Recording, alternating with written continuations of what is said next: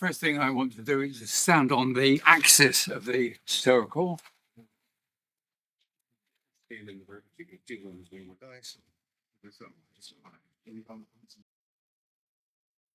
one central thing in the whole of Stonehenge is the axis which is leading to the altar stone. And the altar stone is centered about here. So it goes out to the right and to the left. It's about 4 meters long. And we are roughly here in the middle of it. So this line goes back to the horizon. On the way, it goes past the heel stone. The heel stone is not on the axis, it's deliberately offset. What is more, the heel stone in action is not what you might guess by just looking at it. When I first turned this over in my mind, I was here looking at the heel stone, thinking, it's not on the axis, it's not doing anything. But it must have had a purpose. It must have had a very important purpose. It then occurred to me that the eye level of the observer is significant. Here I am, 5 feet 9 inches. For somebody who's taller than me, the heel stone doesn't reach at all the horizon. But for somebody who's really short, for anyone who's quite short, looking at the heel stone, it comes above the horizon. And we are told that when this was built, the sun rose not in line with the heel stone, but to its left.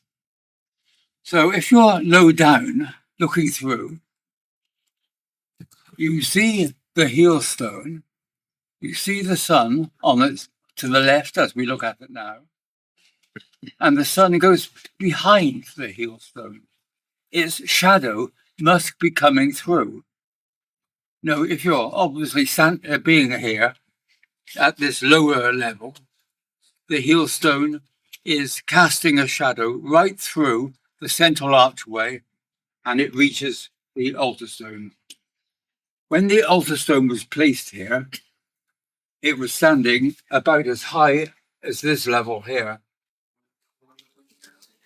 When these stones fell from the great Pylon, and then, having fallen, lay on top of it for several hundred years, it's been pushed down into the ground until it would go no farther. So one purpose of the builders, the planners, was to ensure that on a clear morning at midsummer, the rising sun would shine through for only 2 or 3 minutes, and then it goes behind the heel stone and the shadow comes through. The heel stone is symbolically male. It is a phallus in its own right. And so we have here is phallic shadow reaching and falling upon the altar stone. Now, the extra new thing is the meaning of what's really in the center. It was only 5 years ago when I was dealing with the situation which Pythagoras, the Greek, had raised, that it made me really think hard about the meaning of what's in the center. You see, if this is a fertility monument, like the millions of Hindu temples which have been built in the last 4,000 years, they all have a male icon and a female icon in the middle. And here's Stonehenge, which is now clearly a fertility monument. Why should it not have the same? So this led me to look harder. We are now going to go behind this stone over here. I must move, and all of you must move a little bit to look at this fallen stone here.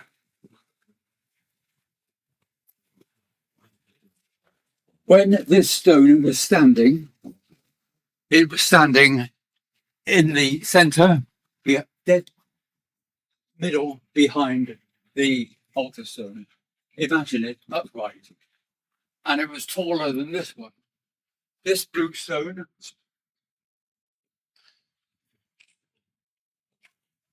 was 4.8 meters above the ground. And his companion would have been a bit taller than that. So you must imagine this now as standing again, paired with the altar stone. In order to make it phallic, some special shaping has been done here, creating, in fact, a glance. We end up by having, in the middle of Stonehenge, what all the Hindus of the world would recognize as a lingam and yoni combination. So the strong point that we're making is that it is a fertility monument. It's a temple. And because it's the sun that makes it work, it's a temple of the sun. Pytheas, when he was here, said it was a temple of Apollo. Apollo was the Greek sun god. And he had seen, obviously, a lot of temples in the Mediterranean. And he arrives in England and finds one here. Now, everybody else in the last 400 years has said, well, yes, we have an alignment to the sun, but that's not enough to make it a temple. We have various professors saying that this is, whatever it is, it's not a temple, and it's not a calendar. It doesn't tell the time. And all these things are wrong. It's a matter of how you look at it all. Above all, this is a temple to whatever name that these people gave to their sun god. I also have a reference which nobody knew about before, written by Quintus Cicero, who said, having spoken with somebody who was there, said it's a temple of Apollo or Geranius. So we can't go and argue against that. We have the modern archaeologists who say it's not a temple, and we have the ancient people who actually visited and wrote about it, saying it was one. I'm offering this to you as the proof. So we see, in short, that in midwinter, the sun rises across there in December. Then we have January, February, March, April, May, June. And June, it all comes straight. It comes then. And the whole fertility image happens. What is so important is that if you're in here looking at the shadow coming in, there's only room for a few people to see it. But if you're outside, around the edge, around the circular bank, you can have hundreds of people watching the shadow come in. And that's altogether quite another matter. Right. It was built for use by believers and to present images that the whole population could see.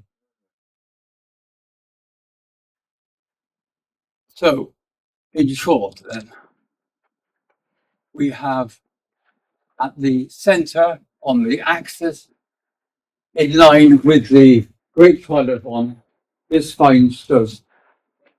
Therefore, if you are on the axis in midwinter, looking at the sun setting, you can't see the sun setting because the stone's in the way.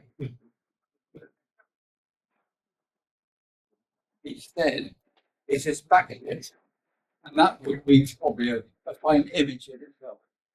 Being backlit by the setting sun and seeing just a little sunlight coming around the edges.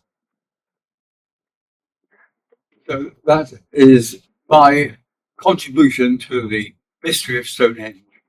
That I'm declaring it officially as a fertility temple to the sun god.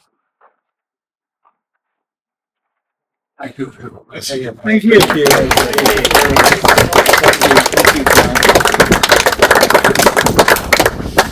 It's amazing.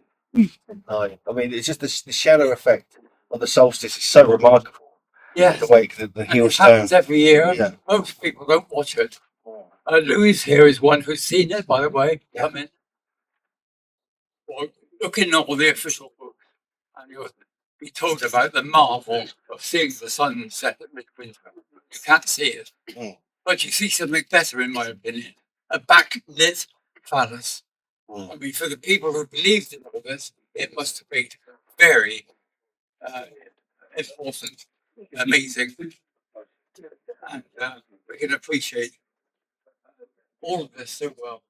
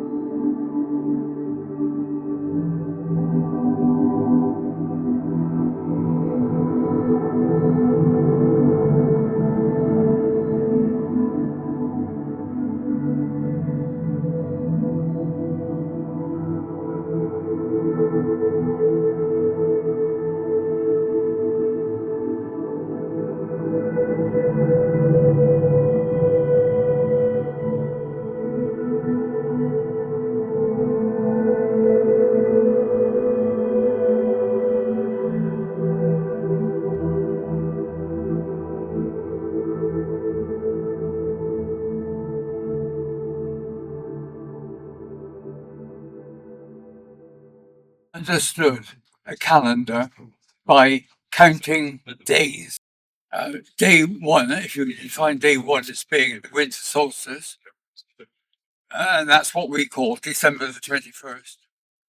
Then December the 20th is the last day of the whole year, day number 365. So the summer solstice is day 183. And what we call the equinoxes are really the midpoints of each half year. And they come at day 91 or 92. And then if you divide those 4 quarters, you get cross-quarter dates, which give you days like the start of May. So the proof of this 8-fold calendar exists in the stones of even the Neolithic. We're talking about 3000 BC. They had a calendar then, done by counting days. And here we use the Roman calendar, which gives you months of unequal days. There are more secrets in the stones here yet, which I've not mentioned today, but I'm still working on it. By the book, right? Yes. Yeah.